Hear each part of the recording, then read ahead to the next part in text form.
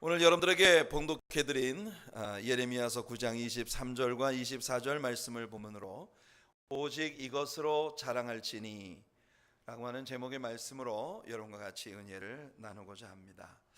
아마 여러분들이 고개를 갸웃거리실 거예요. 지난 수요일 저녁에 성경 여행이 벌써 10장까지 다 커버를 했는데 웬 9장으로 다시 돌아간 거지? 라고 아마 생각을 하시는 분들이 계실 텐데요. 사실은 그 예레미야 11장에서 제가 주일 아침 설교 준비를 다 지난 수요일 예배를 드리기 전에 벌써 해두었거든요. 근데 지난 수요일 저녁 성경 여행을 이제 예레미야 9장을 지나가면서 오늘 본문을 지나갈 때 제 마음속에 이 부분을 가지고 우리 성도님들과 좀 더 이야기를 해야 할 것 같은 그런 마음을 하나님께서 제 마음에 주셔서 오늘 이 9장으로 돌아가서 오늘의 본문을 여러분들과 같이 다루도록 그렇게 새로 설교를 빌드업을 했습니다. 이번 수요일 저녁에는 11장과 12장을 우리가 성경 여행을 해나갈 거고요. 자, 오늘 아침 이 본문을 통해서 오직 이것으로 자랑할지니 라고 하는 제목의 말씀으로 함께 은혜를 나누겠습니다. 여러분, 한 가지 여러분들에게 리마인드를 시켜드릴게요. 지난 주일 아침에도 우리가 함께 나누었던 것처럼 우리가 펼쳐놓고 있는 예레미야 9장에 나오는 이 말씀은 지금 시장터에 나가서 아무데나 돌아다니는 불특정 다수를 향해서 외치도록 하신 말씀이 아니었습니다. 이 말씀은 지난 주일에 우리가 다룬 것처럼 성전 문에 서서 성전으로 하나님을 예배하기 위해 들어오는 예배자 성도들을 향해서 선포하도록 하나님께서 주신 말씀이었다는 것을 여러분들이 한 번 더 상기하시기를 바랍니다. 여러분, 예레미야 9장에 들어오면서 예레미야는요 절규하고 있는 그런 모습을 우리들에게 보여주고 있습니다. 예레미야 9장 1절을 보시면 예레미야가 하는 말이 어찌하면 내 머리는 물이 되고 내 눈은 눈물 근원이 될고 죽임을 당한 딸 내 백성을 위하여 주야로 울리로다. 이렇게 탄식 가운데에서 울부짖고 있는 모습을 우리에게 보입니다. 여러분, 오죽했으면 자기 머리통이 그냥 다 물이 되고 자기의 눈을 통해서 눈물로 그 모든 것이 쏟아져 나왔으면 좋겠다고 고백을 하고 있는 거예요. 여러분, 예레미야가 전해야만 했던 하나님께서 예레미야 입에 넣어주신 하나님의 말씀은 그리 달달한 메시지가 아니었습니다. 참으로 냉혹한 하나님의 심판을 담고 있는 메시지였거든요. 예레미야가 입만 열면 하나님의 저주와 심판을 전할 수밖에 없는 그런 사명을 받은 메신저였지만 그렇다고 해서 예레미야는 절대로 삶을, 환경을 냉소적으로 바라보는 냉소적인 비평가가 아니었습니다. 다른 사람의 상처와 아픔에 대해서 정말 형편없는 그런 조소로 남을 비웃는 조소꾼이 아니었습니다.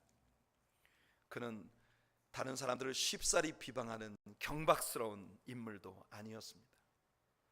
예레미야는 진실한 염려와 진실한 사랑으로 자신들이 메시지를 증거하는 그 백성들을 향해 눈물로 하나님께 호소했던 그런 눈물의 선지자였습니다.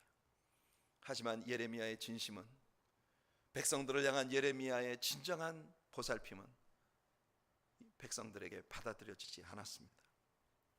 자기 민족, 자기 백성이 당할 고난과 아픔을 생각하면 답답해 죽을 지경입니다. 하지만 아무리 외쳐도 백성들은 예레미야의 메시지를 귀담아 듣지 않습니다. 이 견딜 수 없는 아픈 상처로 예레미야는 하나님 앞에서 펑펑 울어버리고 싶은데 울어도 시원치가 않습니다.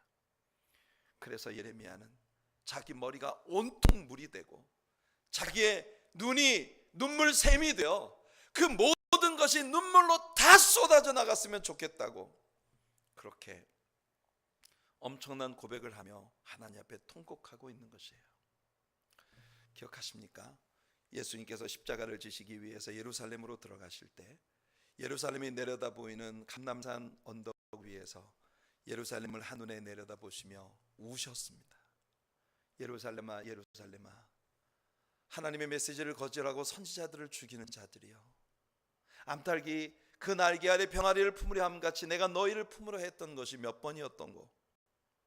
임박한 진노를 AD 70년에 타이러스에 의해서 완전히 짓밟히게 될 예루살렘의 그 긴박한 미래를 내다보며 우리 예수님은 슬피 우셨어요. 하지만 예수님의 그 눈물은 사람들에게 받아들여지지 않았습니다. 예레미야는 예수님처럼 눈물로 유다 백성들을 향해 하나님의 메시지를 증거했던 눈물의 선지자였습니다.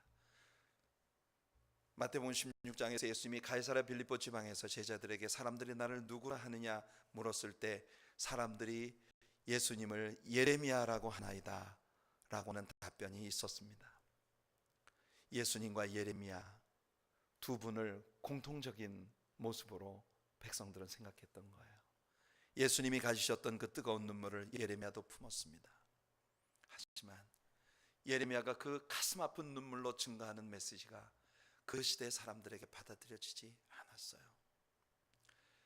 예레미야 8장을 보시게 되면요, 훗날 바벨론이라고 하는 나라가 예루살렘을 공격해 왔을 때 그 바벨론에 의해서 짓밟히게 될 예루살렘의 현실을 예레미야가 아주 소상하게 이야기하는 장면이 나옵니다. 그때 예레미야가 기가 막힌 이야기를 했어요. 바벨론 사람들이 유다에 쳐들어와서 유다의 왕들과 방백들, 그러니까 유다의 귀족들 뿐만 아니라 제사장들과 유다의 선지자들의 무덤을 다 파헤칠 것이라고 말하고 있는 거예요. 이게 무슨 의미인지 아십니까? 아니, 이방인들이 공격을 해와서 왜 남의 무덤을 파헤쳐요? 여러분, 이것은 예레미야의 메시지를 받던 그 당시 유대 사람들의 가치관이 어떤 것이었는지를 우리에게 아주 선명하게 보여주고 있는 그런 장면이에요. 여러분, 본래 우상을 숭배하고 하나님 없이, 다시 말해 죽음 그 이후에 영원한 삶에 대한 희망이 없는 자들은 죽을 때 자기의 무덤을 보물창고로 만듭니다. 제가 처음으로 중국에 사역을 하기 위해 들어갔을 때에 북경의 천단이라고 하는 곳을 방문을 했어요. 거기 갔더니 여러분, 서안에 있는 진시황의 무덤의 그 발굴되어진 모습을 모형으로 그대로 미니어처로 만들어 놓은 그런 전시실이 있었습니다. 여러분, 진시황의 무덤은 하나의 지하에 있는 어마어마한 나라예요. 사람들이 진시황의 무덤으로부터 1km나 떨어진 곳에서 땅속에 그 병사들, 마병들, 이런 사람들이 즐비하게 도열하여 늘어서 있는 병마용이라고 하는 갱도를 발견했습니다.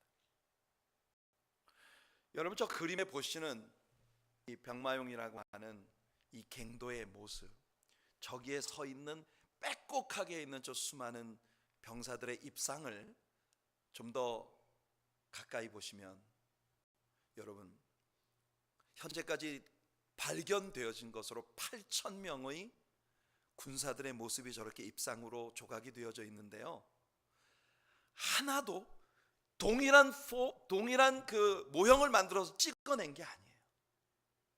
군사들 한 명 한 명을 그때 당시에 군인들을 실제 모델로 해서 입상을 만드는 겁니다. 저 동상 하나하나의 크기가 제 키보다 더 커요.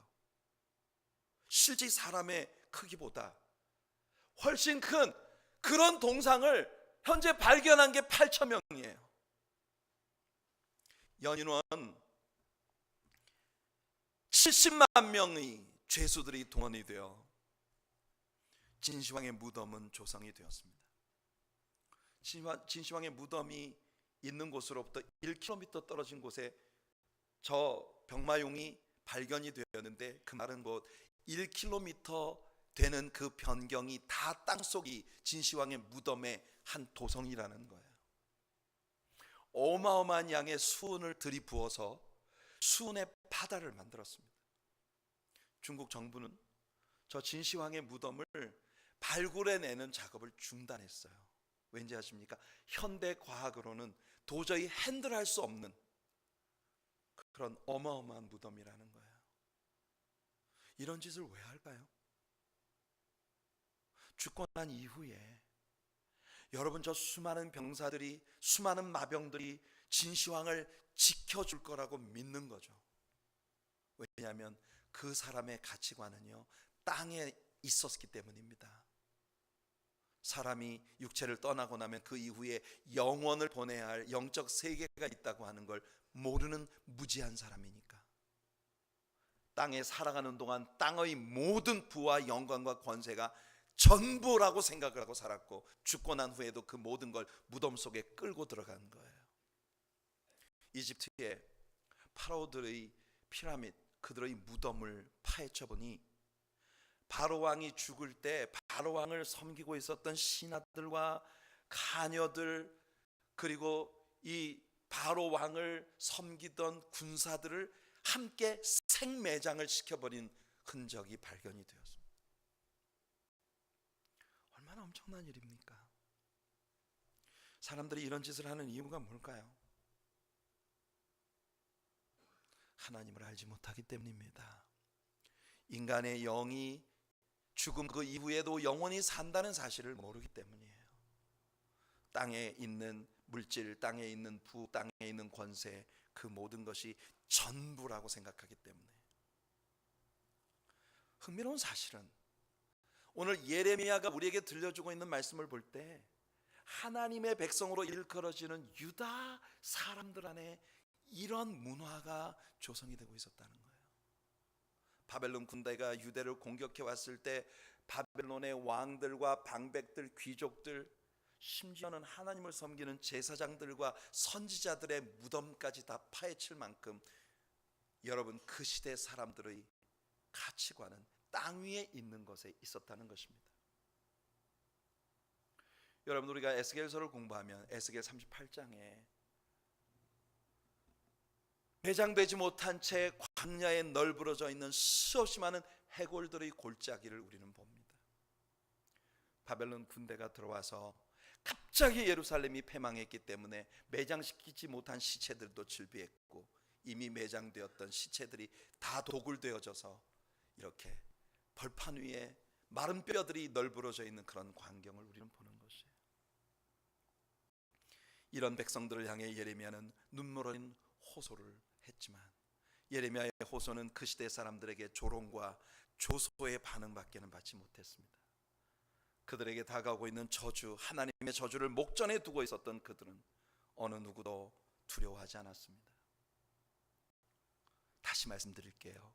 이 메시지가 시장터에서 아무에게나 선포된 메시지가 아니라 성전으로 예배를 하러 들어오는 사람들에게 선포된 메시지였다는 겁니다.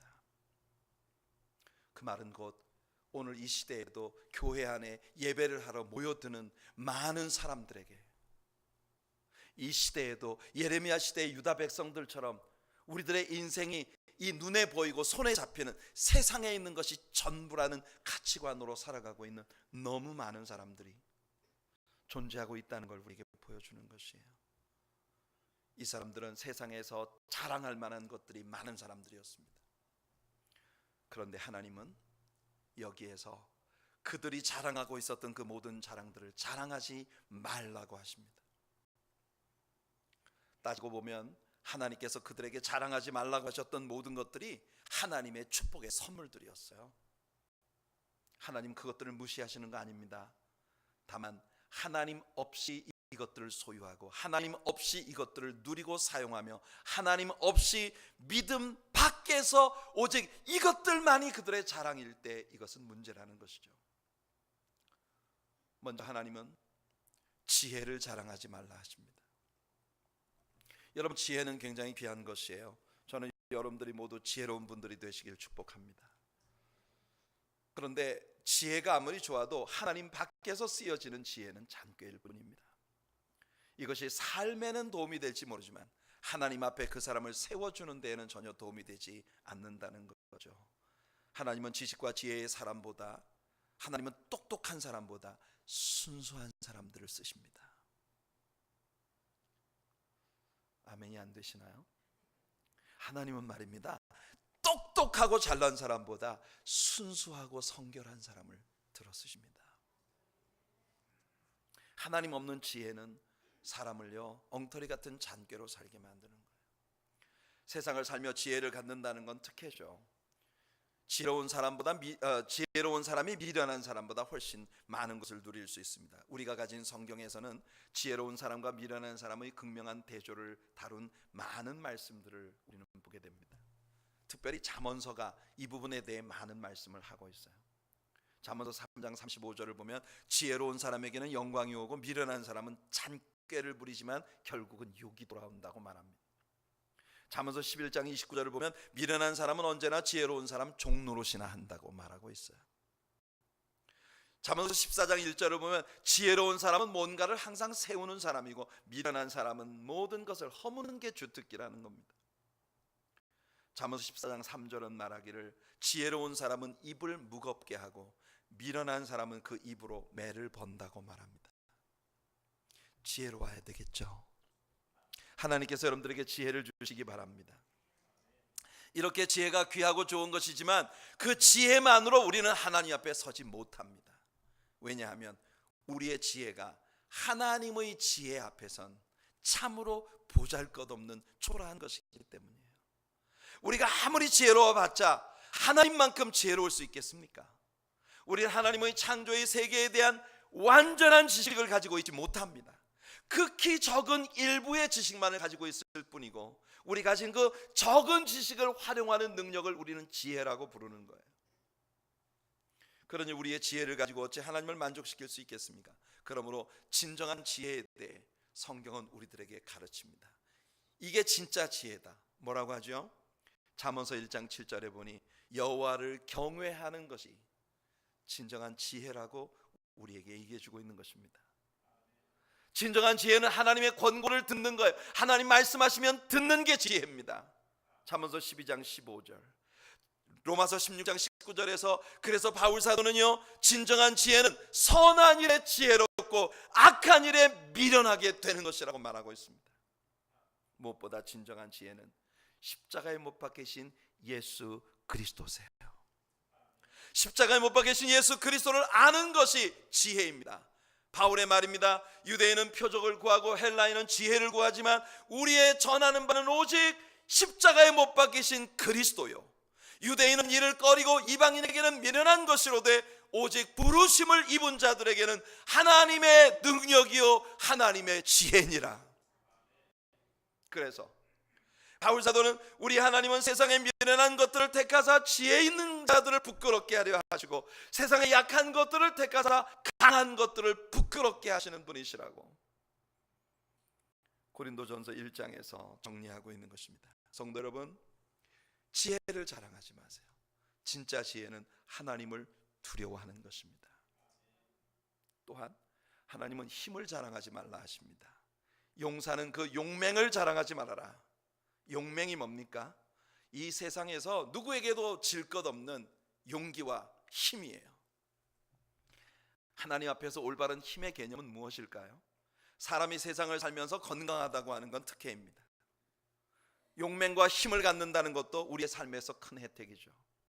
문제는 이 육적인 용맹과 힘을 가지고 우리의 영혼이 뭘 할 수 있느냐 하는 겁니다. 육체의 힘이 하나님 앞에서 우리를 구원할 수 있을까요? 성경이 뭐라고 말합니까? 시편 33편 16절로 20절에서 많은 군대로 구원 얻은 왕이 없고 용사가 힘이 커도 스스로 구하지 못한다고 다윗이 말합니다. 하박국 선지자는 하박국 1장 11절에서 그들은 그 힘으로 자기 신을 삼는 자들이라 이에 바람같이 급히 몰아지나치게 행하여 범죄하리라. 여러분, 하나님 없이 강한 힘을 가진 자는 그 힘 가지고 하는 일이 휘몰아쳐 하나님 앞에 죄 짓는 것밖에 없다고 말씀하고 있습니다. 자신의 힘으로 하나님을 대적하려 드는 자들에 대해 한나는 그녀의 찬양 가운데, 사무엘상 2장에 나오는 그녀의 찬양 가운데 이렇게 말합니다. 힘으로는 하나님을 이길 사람이 없느니라. 지혜와 마찬가지로 진정한 힘은 바로 하나님을 의지하는 믿음입니다.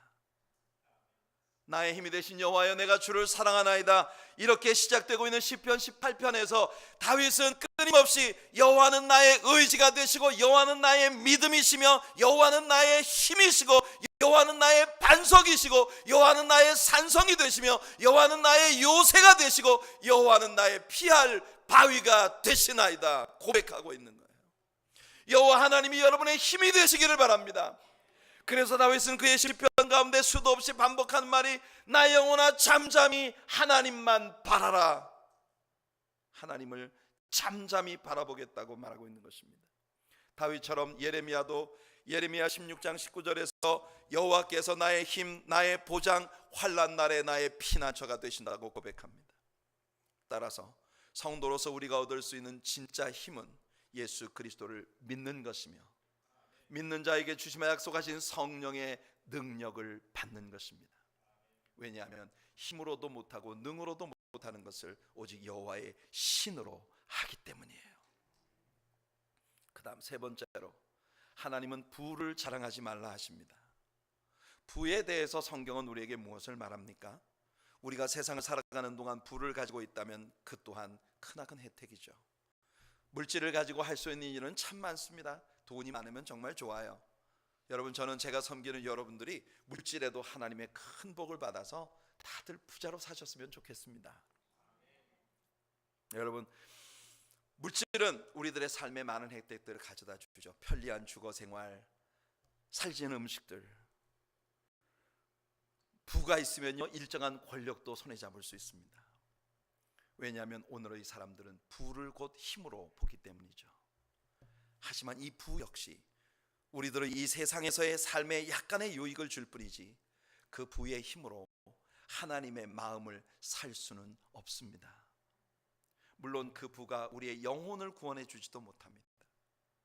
누가복음 12장에서 예수님은 한 비유를 들려주셨는데요, 예수님의 비유 속에 나온 어리석은 부자를 여러분 잘 아실 겁니다. 예수님은 그를 바보라고 부르십니다. 어리석은 자, 바보라고 부르십니다. 여러분들, 우리 주님은요 부를 무시하지 않으세요. 부를 무시하시는 거 아닙니다. 이 사람이 부자라서 바보가 아니에요. 이 사람이 왜 바본지 아세요? 이 사람은 굉장히 똑똑한 사람입니다. 여러분, 시의적절하게 풍세를 살펴보고 시의적절하게 종들을 활용해서 자신의 밭에 농사를 지어 계획적으로 때가 이를 때 대풍을 거두어들일 수 있는 농사의 지혜를 가진 사람이에요. 뿐만 아니라 이 사람은 계략이 있는 사람입니다. 거두어들여질 농산물들을 바라보니 지금 가지고 있는 창고로는 턱없이 부족하다는 거예요. 그래서 그 낡은 창고 무너뜨려 버리고 새 창고들을 지어 그 새 창고에 가득가득 곡식을 채워 넣었습니다. 굉장히 훌륭한 스트래티지를 가지고 있는 사람이에요. 계획이 있는 사람이에요. 그 사람 똑똑한 사람입니다. 근데 하나님은 그를 바보라고 부르십니다. 왠지 아세요? 이 사람이 그 엄청난 추수를 거두고 난 다음 밤에 잠자리에 누우며 자기 영혼에게 말합니다. 내 영혼아, 여러 해 먹을 것을 쌓아두었으니 이제는 평안히 먹고 마시고 즐기자.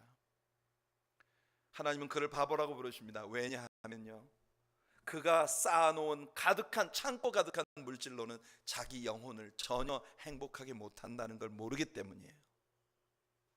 내 영혼아, 먹고 마시고 즐기자. 영혼이 뭘 먹고 뭘 마시고 뭘 즐깁니까? 물질이 내 영혼에 만족을 준다고 믿는 건 바보들이나 가질 수 있는 생각이라는 거예요. 우리들의 영혼에 진정한 만족을 주는 진정한 부는 여러분, 하나님께로부터 오는 것입니다. 무엇보다도 하나님은요 어마어마한 부자이십니다. 부귀가 내게 있고 장구한 재물과 의도 그러하니라. 잠언서 8장 17절에 우리 하나님 선포하십니다. 그런 하나님 앞에서 여러분이 록펠러를 능가하는 부를 갖고 있다 하더라도, 빌 게이츠를 능가하는 그런 부를 가지고 있다 하더라도 그것 가지고 우리 하나님 절대 감동시킬 수 없습니다. 온 우주가 하나님 건데요, 그 하나님의 어마어마한 부 앞에서 여러분들이 가진 그 부에 하나님이 눈 하나 깜짝하시겠습니까? 요한계시록에서 예수님은 라오디게아 교회를 향해 말씀하십니다. 너희가 스스로 말하기를 나는 부자라 부유하여 부족한 것이 없다 말하지만 내가 보기에 너희는 가련하다, 가난하다, 곤고하다, 굶주렸다. 여러분, 우리 주님이 보시는 시각은 달랐어요. 라오디게아 교회는 교회 역사의 7개의 스테이지 가운데 현대 교회를 보여주는 그림입니다. 오늘 이 시대 우리들의 교회는요, 교회 역사 중 어느 때보다도 부유한 교회입니다. 하지만 라오디게아 교회가 보여주는 것처럼 오늘 이 시대의 교회는 그 어느 때보다도 가련하고 가난하고 곤고하고 굶주리고 눈멀었습니다. 하나님의 진리에 어둡기 때문에. 성도 여러분, 우리 하나님께 대하여 부유한 자가 되시기를 축복합니다. 바로 누가복음 12장에서 어리석은 부자의 비유를 말씀하신 끝에 예수님이 이렇게 정리하시고 계십니다. 누가복음 12장 20절과 21절이에요. 하나님은 이르시되 어리석은 자여 오늘 밤에 내 영혼을 도로 찾으리니 그러면 너의 준비한 것이 누구의 것이 되겠느냐 하셨으니 자기를 위하여 재물을 쌓아두고 하나님께 대하여 부유하지 못한 자가 이와 같으니라. 성도 여러분, 예수님은 하나님께 대하여 부유한 자가 되라 하십니다. 오늘 이 시간 예배하는 여러분, 하나님께 부자가 되시길 축복합니다. 하나님에게 대하여 부유하시고 하나님 것으로 부유하신 여러분들 되시기 바랍니다. 누가 하나님께 대하여 부유한 자인가요? 하나님의 사귐에 대해 부유한 자입니다. 말씀의 부자가 되세요. 기도의 부자가 되세요. 예배의 부자가 되세요. 찬양의 부자가 되세요. 여러분 아멘 할 때까지 할 겁니다. 예배의 부자가 되세요. 기도의 부자가 되세요. 찬양의 부자가 되세요. 전도의 부자가 되세요. 영혼구원의 열매의 부자가 되세요. 아멘 하시는 여러분들에게 그대로 이루어지기를 축복합니다. 하나님께 대하여 부유하다는 건 하나님과의 사귐의 깊이에 대한 이야기입니다. 고린도후서 6장 4절로 10절에서 바울사도는 역설적인 이야기를 합니다. 오직 모든 일에 하나님의 일꾼으로 자천하여 많이 견디는 것과 환난과 궁핍과 고난과 매맞음과 갇힘과 난동과 수고로움과 자지 못함과 먹지 못함 가운데서도 바울사도의 생애는요 정말 엄청나게 많이 견뎌야 하고 자기 자신의 사도직에 대해서 스스로 변호하는 안타까운 싸움을 싸워야 했고 환난과 궁핍과 고난과 매맞음과 갇힘과 난동과 수고로움과 자지 못함과 먹지 못함, 이런 어려운 삶의 연속이었습니다. 그 속에서 깨끗함과 지식과 오래 참음과 자비함과 성령의 감화와 거짓이 없는 사랑과 진리의 말씀과 하나님의 능력으로 의의 무기를 좌우에 가지고 영광과 욕됨으로 그러했으며 악한 이름과 아름다운 이름으로 그러했느니라. 여러분, 바울 사도는 가는 곳마다 한 곳에서는 죽이는 놈 소리를 듣고 한 곳에서는 하나님의 위대한 사도라고 칭찬받기도 하고 오만 가지 일을 다 당했단 말이에요. 그런 모든 것들 속에서 바울은 말합니다. 우리는 속이는 자 같으나 참되고 무명한 자 같으나 유명한 자요 죽은 자 같으나 보라 우리가 살아있고 징계를 받는 자 같으나 죽임을 당하지 아니하고 근심하는 자 같으나 항상 기뻐하고 가난한 자 같으나 많은 사람을 부유하게 하고 아무것도 없는 자 같으나 모든 것을 가진 자로다. 할렐루야. 그래서 여러분, 우리는 사방으로 우겨쌈을 당하여도 쌓이지 아니하며 거꾸로 붙음을 당하여도 망하지 아니하고, 여러분 예수 그리스도의 죽으심을 우리 몸에 짊어지고 진리의 여건으로 살아가지만 세상 사람들이 여러분들을 바라보는 시각과 하나님이 여러분들을 바라보시는 시각은 사뭇 다르다는 거예요. 하나님의 눈동자 앞에 바울처럼 부자가 되시기를 축복합니다. 하나님은 은혜의 베푸심에 있어 참으로 부유하신 분이세요. 우리는 오직 하나님의 은혜의 부유하심에 의지해서 하나님을 구하는 여러분들 되시기를 축복합니다. 로마서 10장 11절로 13절에 성경에 이르되 누구든지 그를 믿는 자는 부끄러움을 당하지 아니하리라 하니 유대인이나 헬라인이나 차별이 없음이라. 한 분이신 주께서 모든 사람의 주가 되사 그를 부르는 모든 사람에게 부유하시도다. 누구든지 주의 이름을 부르는 자는 구원을 받으리라. 마지막으로 오늘 본문에는 나오지 않지만 우리 본문의 바로 뒷부분에 이어지는 말씀을 보면요, 우리 하나님은 너희가 가지고 있는 종교 시스템도 자랑하지 말아라 하십니다. 예수님 당시의 유대 종교인들을 보세요. 종교적 열심으로는 세계 최고였습니다. 그게 유대인들의 모습이에요. 예레미야를 통해 이 메시지를 받고 있는 유대인들도 종교적인 열심으로는 세계 어느 누구도 추종을 불가합니다. 그런데 그들이 종교적 열심으로 하나님을 감동시키지 못했어요. 종교적인 열심은 있으나 하나님과의 사귐은 완전히 제로였습니다. 그래서 오히려 그들의 종교적 열심 때문에 그들은 더 망했습니다. 아이러니죠.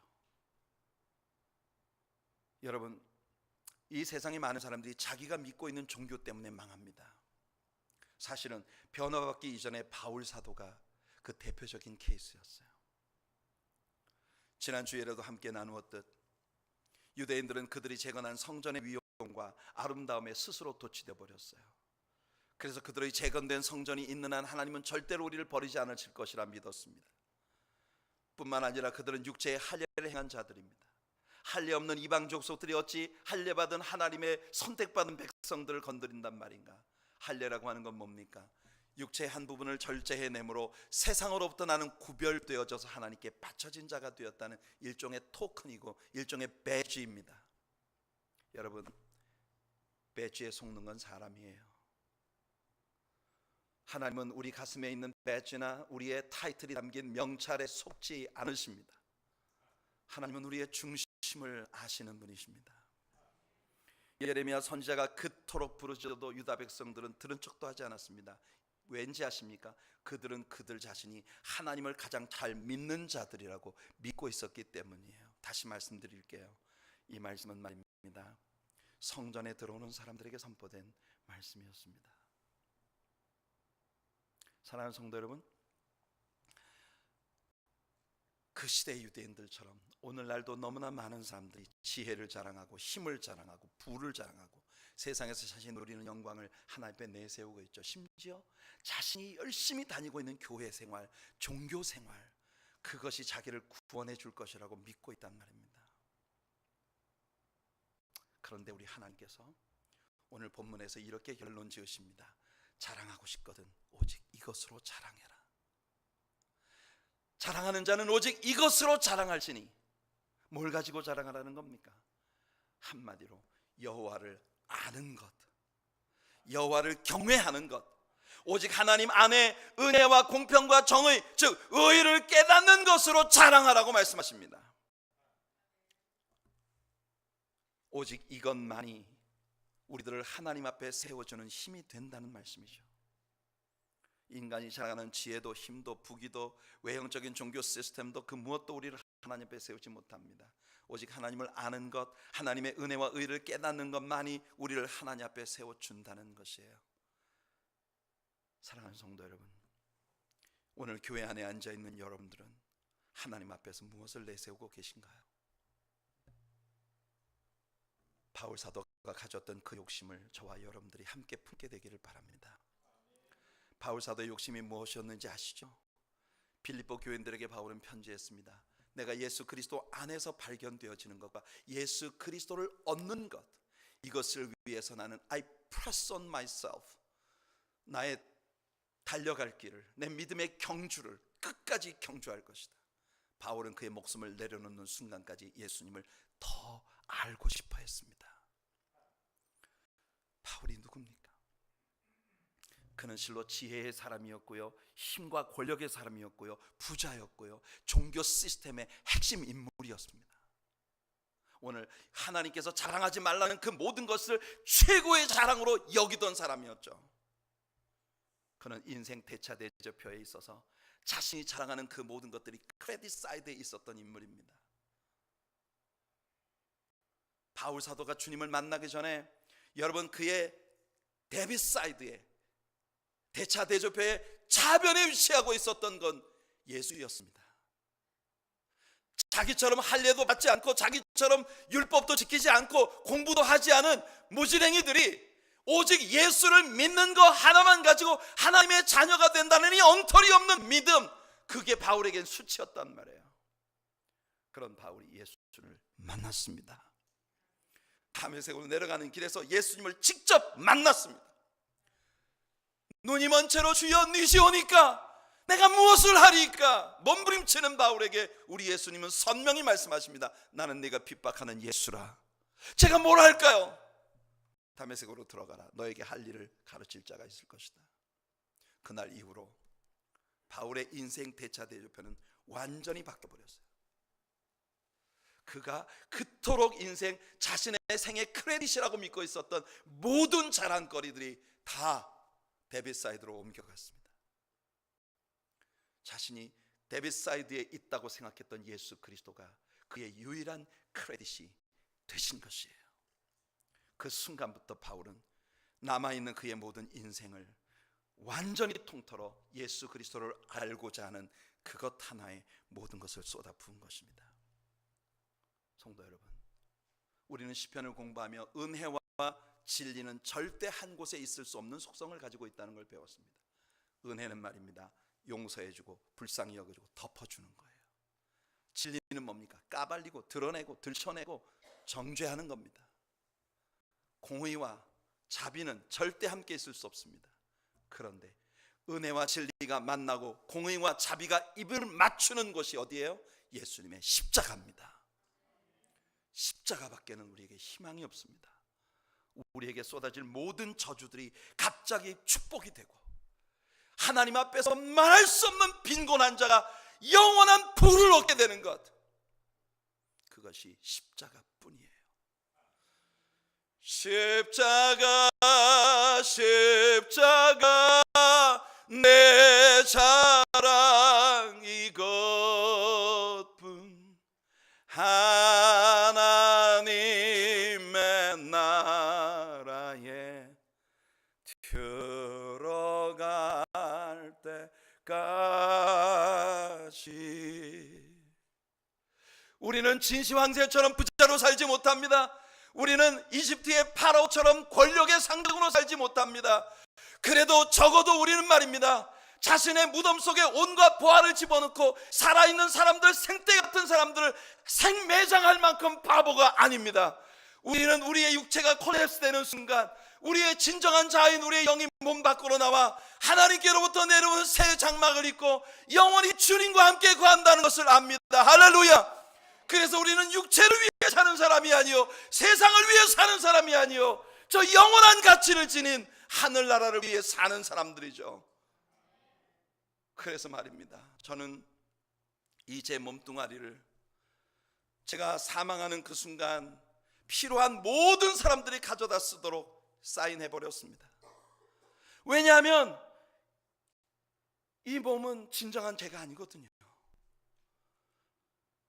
여러분, 이 육체를 땅속에 남겨두고 저는 하나님께로 갈 것이 너무 분명하기 때문에 죽음은 제게 있어 최고의 영광이고 축복입니다. 성도 여러분, 바울 사도처럼 인생 대차대조표가 완전히 뒤집어진 전복적 가치관을 가지고 세상을 살아가는 여러분 모두가 되시기를 예수님 이름으로 축원해 드립니다. 이것만 자랑하십시오. 예수만 자랑하십시오. 십자가만이 여러분들의 유일한 자랑이 되고 올 한 해 하나님의 성령의 충만함을 받아 다시 첫사랑의 열정과 기도와 사랑 가운데로 돌아가는 저와 여러분 그리고 우리 교회가 되기를 예수님의 이름으로 축복해 드립니다.